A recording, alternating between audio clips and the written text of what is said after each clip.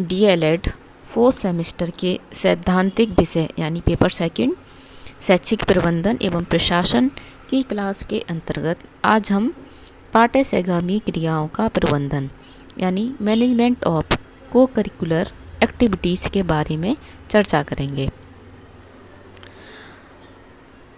आज की क्लास में हम जानेंगे पाठ्यसहगामी क्रियाओं का अर्थ, पाठ्यसहगामी क्रियाओं का उद्देश्य, पाठ्यसहगामी क्रियाओं के आयोजन की आवश्यकता, पाठ्यसहगामी क्रियाओं के कितने प्रकार होते हैं, पाठ्यसहगामी क्रियाओं के संचालन में हमको किन किन बातों का ध्यान रखना है। तो आइए जानते हैं हम को करिकुलर एक्टिविटीज़ के बारे में। पाठ्यसहगामी क्रियाएं यानी कि पाठ्यसहगामी यानी जो पाठ्य वस्तु है या जो विषय वस्तु है उसके अतिरिक्त की जाने वाली क्रियाएं। वे क्रियाएं जो कि बच्चे के नैतिक विकास में सहयोगी होती हैं उन्हें हम पाठ्यसहगामी क्रियाएं कहते हैं।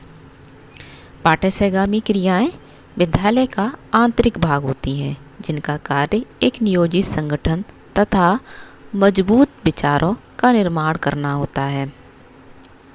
यानी एक तरह से अगर हम कहें तो बच्चे के सर्वांगीण विकास में पाठ्यसहगामी क्रियाएं एक महत्वपूर्ण भूमिका अदा करती हैं।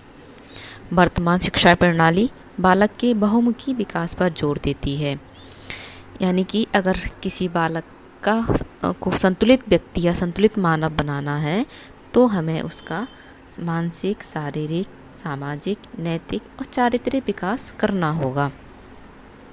इसके लिए हमको पाठ्यक्रम के साथ साथ हमको सहगामी क्रियाओं को महत्वता तथा उनकी उपयोगिता को जानना होगा।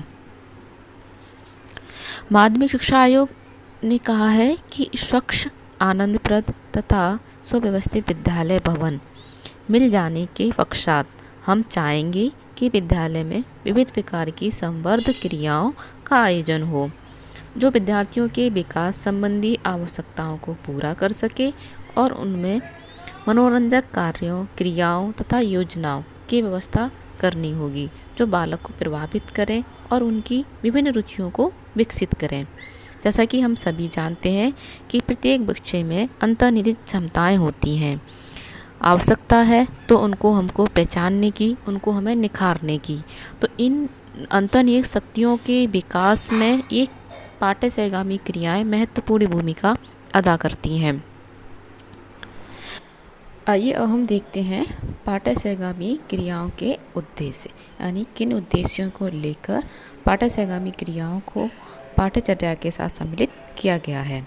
तो सबसे पहला है विद्यालय के संपूर्ण शैक्षिक कार्यक्रम तथा विद्यालय की चारित्रिक भावना को उन्नत बनाना। यानी इस उद्देश्य से हमें पाठ्यसहगामी क्रियाओं को विषय वस्तु के साथ साथ सम्मिलित करना है।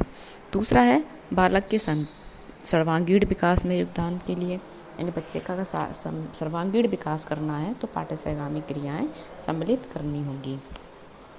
अगला उद्देश्य है अवकाश का सदुपयोग। बालक अपने खाली समय का उचित उपयोग कर सके, इस हेतु पाठ्यसहगामी क्रियाएं महत्वपूर्ण रहती हैं। अगला उद्देश्य है हमारा पारस्परिक संबंधों को उन्नत बनाना। जैसे कि विद्यालय एवं समाज के पारस्परिक संबंधों को और समाज को उन्नत बनाने में तथा समाज को विद्यालय के कार्यक्रमों में रुचि लेने हेतु ये पाठ्यसहगामी क्रियाएं प्रोत्साहन देती हैं। अगला उद्देश्य है सहयोग व अस्तित्व की भावना का विकास करने में। जैसे कि हमारे विद्यालय में विभिन्न वातावरण से बालक आते हैं, उनके सहयोग एवं सहअस्तित्व की भावना ऐसा उनके अंदर विकास हो सके, उसमें पाठ्यसहगामी क्रियाएं महत्वपूर्ण भूमिका अदा करती हैं। अगला उद्देश्य है स्व अनुशासन। छात्रों में स्व अनुशासन का गुण विकसित करने के लिए और उनमें लोकतंत्रीय प्रक्रियाओं के प्रयोग में बहुमूल्य अनुभव प्रदान करने के लिए तथा जिससे वे कुशल और लोकतंत्री नागरिकता को अर्जित कर सकें, इस उद्देश्य को लेकर पाठ्यसहगामी क्रियाएं पाठ्य वस्तु के साथ साथ सम्मिलित की जाती हैं। तो ये हैं पाठ्यसहगामी क्रियाओं के उद्देश्य, जिन उद्देश्यों को ध्यान में रखकर इन पाठ्यसहगामी क्रियाओं को पाठ्य विषय वस्तु के साथ साथ सम्मिलित करने की अनुमति दी गई है। अब हम जानते हैं पाठ्यसहगामी क्रियाओं की आवश्यकता या पाठ्यसहगामी क्रियाओं के आयोजन की क्या आवश्यकता है। सबसे पहले देखते हैं तो बच्चों के नामांकन में वृद्धि देखने को मिलती है।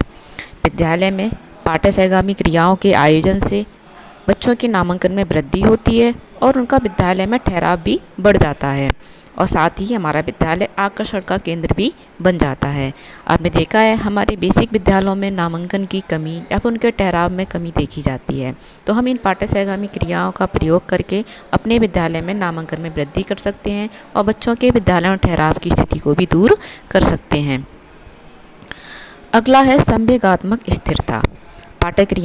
पाठ्यसहगामी क्रियाओं के आयोजन से बच्चों के अंदर शारीरिक रूप से स्वस्थ तथा मानसिक रूप से स्वस्थ व जागरूक होते हैं और उनमें संवेगात्मक स्थिरता आ जाती है और वे अपने दायित्वों का निर्वहन भी करना सीख जाते हैं।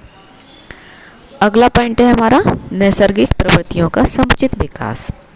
इन क्रियाओं में भाग लेने से बच्चों की नैसर्गिक प्रवृत्तियों का समुचित विकास होता है, यानी उनका उचित रूप से विकास संभव होता है और इन प्रवृत्तियों में शोधन और मात्रांतरीकरण भी सरलता से किया जा सकता है। अगला पॉइंट है हमारा नैतिक मूल्यों का विकास। नैतिक मूल्य जैसे कि बच्चों में सहयोग, सहानुभूति, त्याग, सदाचार, आज्ञा पालन आदि नैतिक मूल्यों का समुचित विकास होता है। अगला है हमारा सामाजिक भावना, सामाजिक आचार विचार, समाज सेवा आदि गुणों का विकास। इन क्रियाओं में भाग लेने से बच्चों के अंदर सामाजिक भावना और उनके अंदर समाज सेवा की भावना का भी विकास देखने को मिलता है। अगला पॉइंट है हमारा छात्र में छुपी हुई अंतर्निहित क्षमताओं का सृजनात्मक व रचनात्मक कार्यों में प्रयोग करना, यानी इनके माध्यम पाठ्यसहगामी क्रियाओं के माध्यम से बच्चों की अंतर्निहित क्षमताओं का समुचित विकास भी किया जा सकता है। छात्र अध्यापक अपने प्रशिक्षण काल में इन पाठ्यसहगामी क्रियाओं में प्रतिभाग कर बहुआयामी प्रतिभा के अध्यापक हो सकते हैं। वे अपने विद्यालय में इनका सफल आयोजन कर बहुआयामी प्रतिभा के धनी नागरिकों का निर्माण भी कर सकते हैं। तो ये थी पाठ्यसहगामी क्रियाओं के आयोजन की आवश्यकता। अब हम देखते हैं पाठ्यसहगामी क्रियाओं के प्रकार। पाठ्यसहगामी क्रियाओं को हमने कई भागों में डिवाइड किया है, जिसमें सबसे पहला है हमारा शारीरिक गतिविधियाँ। हम सभी जानते हैं कि स्वस्थ शरीर में ही स्वस्थ मस्तिष्क का निवास होता है। शारीरिक गतिविधियों में शामिल होती हैं पीटी, योगा, खेलकूद और स्काउटिंग इत्यादि गतिविधियों को हम शारीरिक गतिविधियों में शामिल करते हैं। पाठ्यसहगामी क्रियाओं का अगला प्रकार है सांस्कृतिक गतिविधियाँ। सांस्कृतिक गतिविधियाँ जैसे कि हमारे विद्यालय में राष्ट्रीय पर्व मनाए जाते हैं, तो राष्ट्रीय पर्व के आयोजन पर हम विभिन्न प्रकार के सांस्कृतिक कार्यक्रमों का आयोजन होता है। तो इन सांस्कृतिक कार्यक्रमों के माध्यम से बच्चे में रचनात्मक प्रवृत्ति का विकास देखने को मिलता है, जिसमें हम कविता पाठ, नृत्य, संगीत, गीत गायन, चित्रकला, रंगोली, नाटक आदि का आयोजन करते हैं। तीसरा प्रकार है साहित्यिक गतिविधियाँ। साहित्यिक गतिविधियाँ जैसे कि हमारे भाषा जैसे सब विषय वस्तु जो होती है, उस भाषा विषय वस्तु को अधिक सुदृढ़ या स्पष्ट करने के लिए इन पाठ्यसहगामी क्रियाओं के माध्यम से हम भाषण प्रतियोगिता, वाद प्रतियोगिता, निबंध लेखन, कविता वाचन, कहानी लेखन, विद्यालय पत्रिका का संपादन कराकर हम इसका आयोजन कर सकते हैं। पाठ्यसहगामी क्रियाओं का अगला प्रकार है मानसिक गतिविधियाँ। मानसिक गतिविधियों में हम वाद विवाद, कहानी व चित्रकला प्रतियोगिता, समस्या समाधान, सामान्य ज्ञान प्रतियोगिता, उच्चारण प्रतियोगिता या फिर सुलेख प्रतियोगिता आदि का आयोजन करते हैं, जिसके माध्यम से बालक का मानसिक विकास देखने को मिलता है। अगला प्रकार है हमारा सामाजिक गतिविधियाँ। सामाजिक गतिविधियाँ जैसे कि शैक्षिक भ्रमण, जिसके माध्यम से हम विभिन्न हिस्टोरिकल पैलेस या विभिन्न समुदाय आदि का ज्ञान बच्चे को करा सकते हैं। स्काउटिंग, साक्षरता अभियान, स्वच्छता अभियान, श्रमदान, विद्यार्थी परिषदों का निर्माण और इसका गठन किया जाना आदि सम्मिलित होता है। अगला प्रकार है पाठ्यसेगामी क्रियाओं का नागरिकता प्रशिक्षण। नागरिकता प्रशिक्षण यानी कि जिससे कि बालक एक सुयोग्य नागरिक बन सके, जिसमें कि विद्यार्थी परिषद, विद्यालय बैंक, प्रार्थना सभा का प्रबंध, जिससे विद्यालय में उत्तम नागरिकता के गुणों का विकास किया जाता है।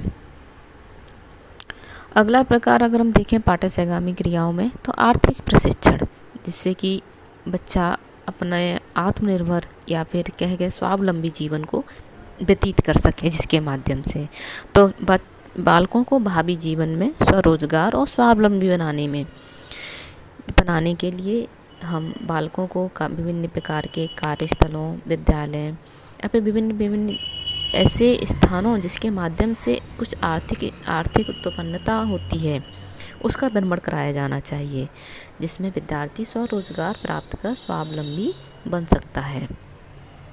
तो उपरोक्त सभी प्रकार पाठ्यसेगामी क्रियाओं के हैं, जिसको हमने अलग अलग विभिन्न कैटेगरीज में डिवाइड किया है। इनके माध्यम से बालक में उत्तम गुणों का विकास किया जा सकता है, यानी कि एक तरह से कहें बच्चे का सार्वभौमिक विकास किया जा सकता है।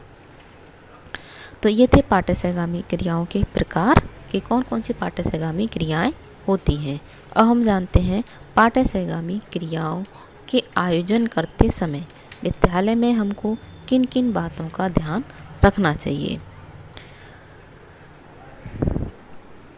क्योंकि एक छात्र अध्यापक भविष्य में भावी अध्यापक के रूप में देखा जाता है, और विद्यालय में इन पाठ्यसेगामी क्रियाओं के संचालन करते समय एक छात्र अध्यापक को किन किन बातों को ध्यान में रखना है, एक अध्यापक को किन किन बातों को ध्यान में रखना चाहिए। तो सबसे पहले हम लेते हैं, तो पहला है सभी विद्यार्थियों को इन पाठ्यसेगामी क्रियाओं में भाग लेने के समान अवसर प्रदान किए जाने चाहिए। दूसरा, किसी एक क्रिया को अनिवार्य ना बनाया जाए, यानी ऐसा ना हो कि सिर्फ विद्यालय में सिर्फ एक ही क्रियाएं कराई जा रही हैं और उसको में अनिवार्यता निश्चित कर दी जाए, ऐसा ना किया जाना चाहिए। पाठ्यसेगामी क्रियाओं के संचालन में विद्यालय के विद्यार्थियों का अधिक से अधिक सहयोग लिया जाए, जिससे कि बच्चे उसमें इन्वॉल्व हो सकें।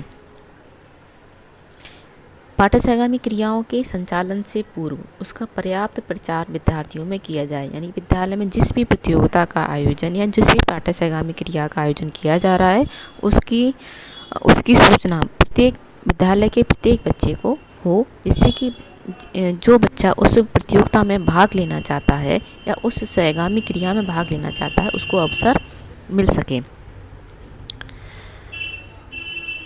पाठ्यसेगामी क्रिया के पूर्ण होने पर उसका मूल्यांकन अवश्य किया जाना चाहिए और उसका विधिवत प्रतिवेदन तैयार करके उसे सुरक्षित रखा जाए।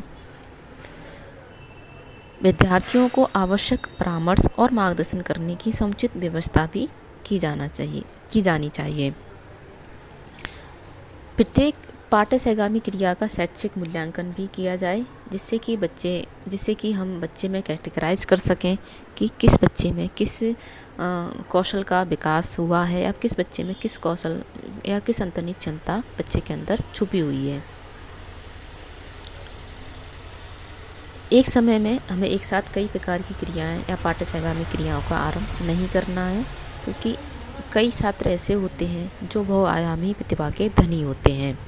तो ऐसे छात्र जो बहुआयामी प्रतिभा के धनी हैं उनको उस क्रियाओं में प्रतिभा करने का मौका ना छूट जाए।